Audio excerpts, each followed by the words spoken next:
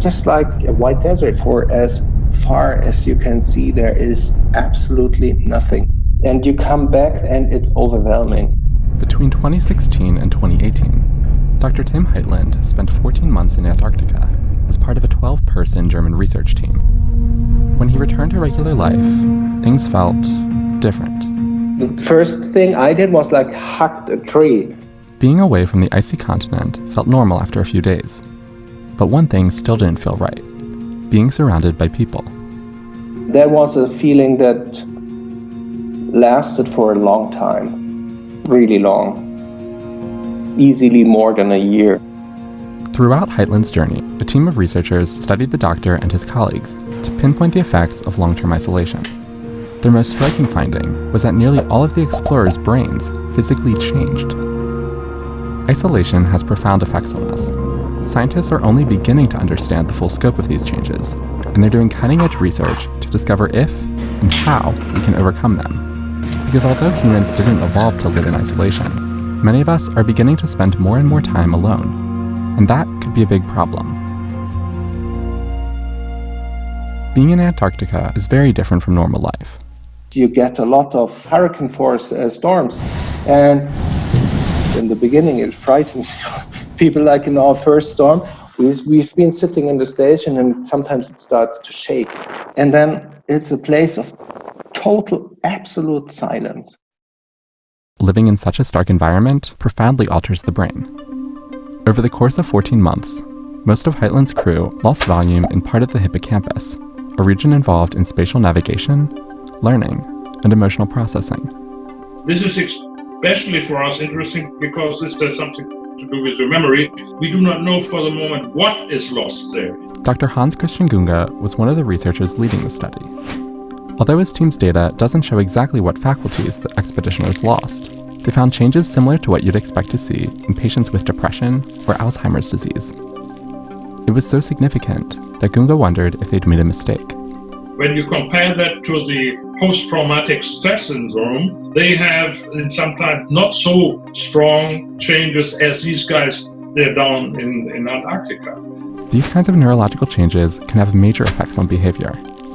In 2018, shortly after Heitland returned from his 14-month mission, another Antarctic expeditioner stabbed one of his crewmates, who was annoying him by spoiling the endings to books. A spoiler alert almost turned deadly. The problem isn't Antarctica, but isolation.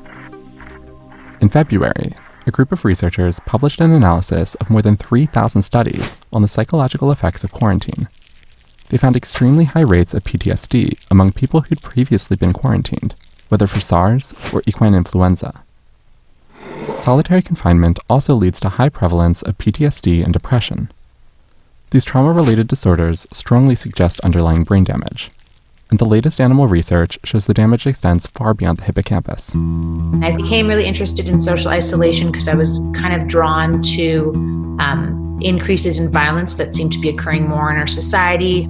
Dr. Muriel Zelikowski studies the science of fear and aggression. Really, one of the ways you get this huge increase in violence is having these increases in social isolation. And that's kind of true across a variety of species. While doing her postdoctoral research at Caltech, Zelikowski and her team isolated mice for 2 weeks and then studied changes in their behavior and brain function. They focused their study on a specific molecule called TAC2 that triggers stress response. The goal is to really tie this increase in TAC2 to functional changes in behavior related to social isolation. When an animal is exposed to stress, TAC2, and potentially a host of additional molecules, signal a stress response across the brain.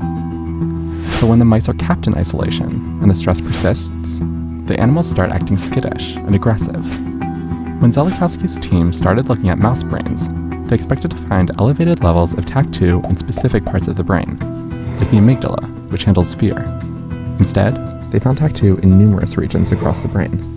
When they tagged the molecule with a green fluorescent compound, the effect was so dramatic, you could see it without a microscope. Unlike a single traumatic event or some memory being stored in a particular part of the brain, what seemed to happen with isolation is many different parts of the brain were affected, some of which weren't even really connected to each other. Zelikowski and her team believe some of those clusters of elevated TAC2 explain extremely abnormal behaviors that persist after isolation, like irrational fears and violent behavior. They did find proactive ways to make the isolation less damaging and reverse its effects, but it's hard, if not impossible, to re-socialize mice once they've been isolated, because they're so violent. All of this paints a pretty grim picture of isolation, but some experts argue that's missing a huge part of the story, because many people say confinement experiences change their lives for the better. There you are.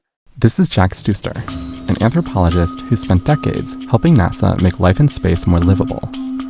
In 2003, he began the longest-running experiment on the International Space Station, analyzing confidential journals astronauts kept while in space. Stuster says the journals provide unique insight into the minds of astronauts and the many changes they experience while in orbit. In some cases, I learned more than I really wanted to know. I mean, someone going through marriage problems or others who had a difficult time on orbit with relations with mission control, for example, or problems at home.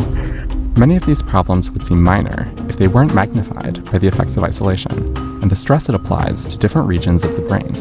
You know, in isolation and confinement, one of these things that happens is trivial issues are exaggerated. Little things are blown out of proportion. And yet, Stuster says astronauts and other expeditioners don't end up permanently damaged. He says he's been amazed time and time again how well astronauts adapt to space and then back to life at home. Every one of them who I have had has been exceptional in important ways. And one of those ways is that they're resilient. It's important to recognize that resilience is something astronauts are pre-selected for, and they still have to work hard at it. One of the astronauts Stuster has studied is Mike Fink, one of NASA's most veteran space flyers, flying on 3 missions for a total of 381 days in orbit. As soon as we land, we want everything to be the way it was before, and that just doesn't work. Most of the astronaut reintegration process is designed to address the pain of returning from low Earth orbit. We meet with a physical trainer and they work us out, the heck out of us, so that our muscles and bones come back. But NASA also has a family support team to help astronauts anticipate some of the interpersonal and emotional challenges of returning. Because after a long time away, even minor changes can be jarring.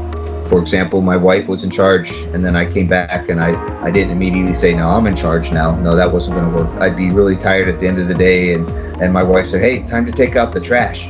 It's like, well, I guess I'm back. Getting back to a normal routine is important for reuniting with family and friends. It also has lots of important health implications.